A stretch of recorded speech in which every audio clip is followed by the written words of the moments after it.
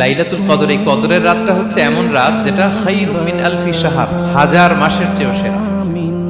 1000 মাস লাগাতার ইবাদত করলে যে সওয়াব, কদরের রাতে ইবাদত করলে এর সমান সওয়াব হবে নাকি? সমান হবে না। আল্লাহ তাআলা বলেছেন খায়রুম মিন আলফি শাহর, না এর চেয়েও শ্রেষ্ঠ, এর চাইতেও বেশি। 1000 মাসে, অর্থাৎ 1000 মাসে হয় 83 বছর 4 মাস।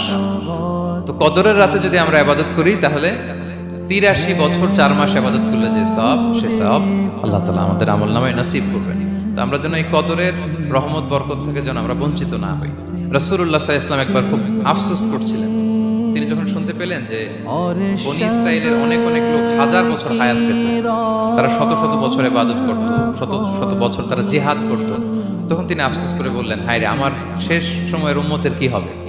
কারণ তিনি বলেছেন যে আমারু উম্মতি মা বাইনা 60 ইলা 70, আমার উম্মতের গড় বয়স হচ্ছে 60 থেকে 70। ওয়া আকাল্লুহুম মা ইয়াজুজু যালিক, খুব অল্প সংখ্যক লোকই এর চেয়ে বেশি হায়াত পাবে। রাসূল সাল্লাল্লাহু আলাইহি ওয়াসাল্লাম যখন দেখলেন যে শত শত বছর হায়াত পেয়েছে বনী ইসরাইলের লোকেরা, বনী ইসরাইলের ওরা শত শত বছর জিহাদ করেছে, তো আমার উম্মত তো 60 বছরে তার হায়াতই শেষ, 60 থেকে 70 এর মধ্যে তার জীবনই শেষ, তা আমার গুনাহগার উম্মতের কি হবে? রাসূল সাল্লাল্লাহু আলাইহি ওয়াসাল্লাম খুব আফসোস করছেন।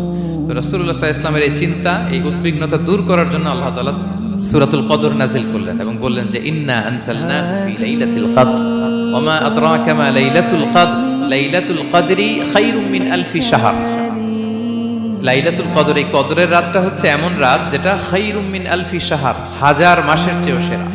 রাসূল সাল্লাল্লাহু আলাইহি ওয়াসাল্লামকে সান্ত্বনা দেওয়ার জন্য যে হে নবী, আপনি চিন্তিত হবেন না, বনী ইসরাইলের অনেক লোক 1000 বছর হায়াত পেয়েছে, শত শত বছর ইবাদত করেছে, জিহাদ করেছে, তারা হায়াত পেয়েছে বেশি কিন্তু তারা কদর পায়নি। আর আপনার উম্মতকে আমি হায়াত দিয়েছি কম কিন্তু তাদেরকে কদর দিয়েছি। সুবহানাল্লাহ বিহামদি, লাইলাতুল কদর দিয়েছি, যে কদরের রাত 1000 মাসের চেয়েও সেরা।